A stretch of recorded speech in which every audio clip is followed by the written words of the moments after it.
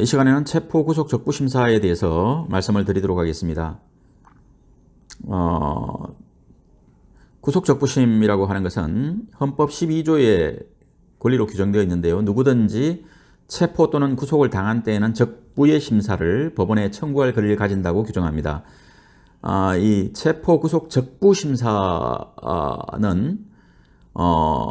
체포 절차의 적법성 여부를 따지는 것입니다.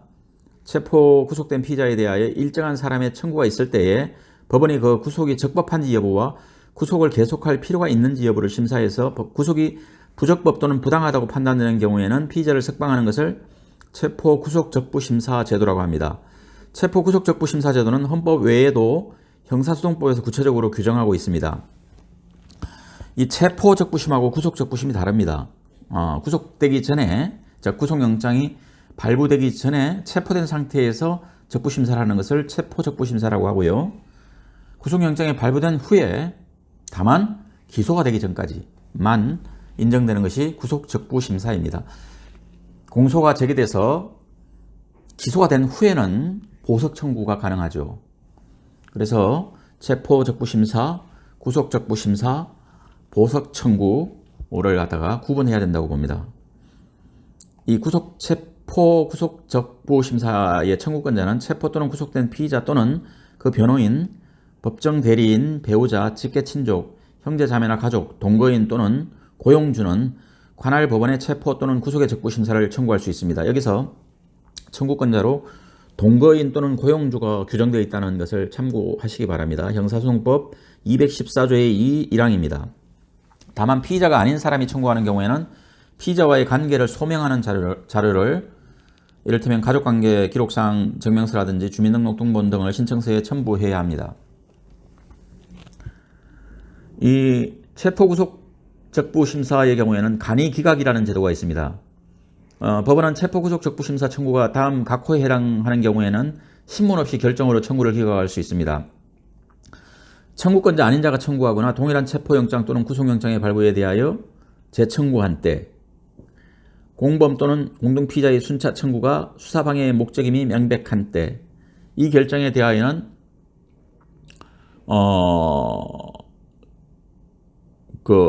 기각을 할 수 있습니다. 또 위 결정에 대해서 항고도 하지 못하도록 되어 있습니다.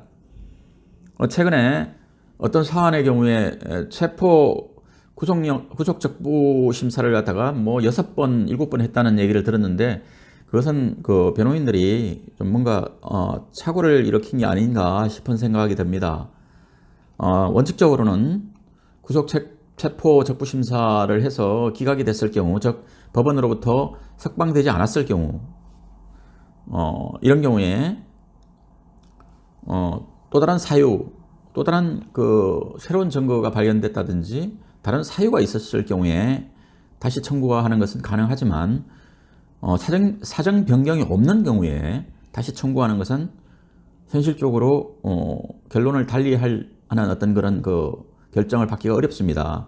그래서 기각됐다고 해서 계속 적부심사나 체포 적부심사나 보석 청구를 하는 경우는 사실상 좀 현실적으로 체포의 어떤 제한을 받습니다. 물론 구속 적부심사나 보석 신청이나 보석 청구의 경우와는 조금 다릅니다. 보석 청구의 경우에는 한번 기각됐다 하더라도 또 사후에 새로운 사정 변경을 들어서 청구하는 경우가 있습니다만, 동일한 사유로 청구하는 경우에는 모두 동일한 형태로 기각될 가능성이 많다는 점을 말씀을 드리고자 합니다. 다음으로 구속 체포 적부심사의 신문과 관련해서 말씀을 드리도록 하겠습니다. 이 신청 사유에 의해서 간이 기각 사유에 해당되지 않는다면은 청구를 받은 법원은 청구서가 접수된 때로부터 48시간 이내에 체포 또는 구속된 피의자를 신문하고 수사관계 서류와 증거물을 조사를 할 수 있습니다. 특기할 것은 체포 또는 구속된 피의자에게 변호인이 없는 때는 국선 변호인을 선정해 준다는 것입니다. 검사, 변호인, 청구인은 신문기일에 출석해서 의견을 진술할 수 있습니다. 법원은 체포 구속 적부심사에서 신문을 하는 경우 공범의 분리신문이나 그 밖의 수사상의 비밀 보호를 위한 적절한 조치를 취하여야 합니다. 마찬가지로 구속영장 실질심사 때와 마찬가지로 체포 구속 적부심사의 경우에도 변호인이 충분히 변론 준비를 해서 설득력 있는 변론을 펴서 재판부를 설득해야 합니다.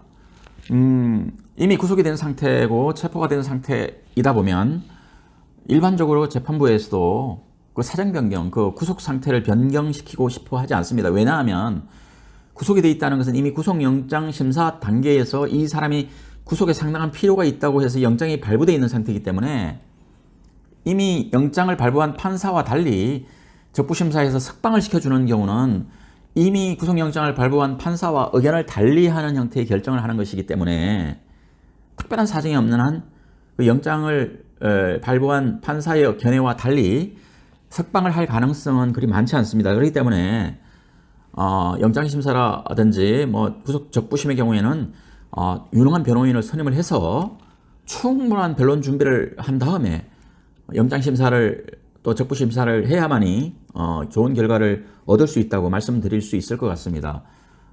재판부에서 나는 억울하고 나는 정말 죄가 없으니까 당연히 풀어주겠지라는 생각을 한다면 매우 나이브한 생각이고 현실적이지 못한 결과를 초래하게 될 것입니다. 영장실질심사의 경우와 마찬가지로 체포적부심에서 피의자를 신문하는 경우 법원 사무관 등은 신문의 요지 등을 조서로 작성해야 합니다. 이 신문에 이어서 이제 결정을 하게 되는데요. 결정을 하는 것은 이제 석방 여부를 결정하는 경우에 대해서 먼저 말씀을 드리면 법원은 체포적부심사, 구속적부심사의 청구가 이유가 없다고 인정한 때는 결정으로 이를 기각하고 이유 있다고 인정한 때에는 결정으로 체포 또는 구속된 피의자의 석방을 명하여야 합니다. 이는 심사 청구 후에 피의자에 대해서 공소 제기가 있는 경우에도 또한 같습니다. 여기서 이제 그 석방이 될 경우에 보전금과 관련된 부분을 좀 말씀을 드려야 될 것 같습니다. 법원은 구속된 피의자에 대해서 피의자의 출석을 보정할 만한 보전금의 납입을 조건으로 해서 결정을 하면서 석방을 하는 경우도 있습니다.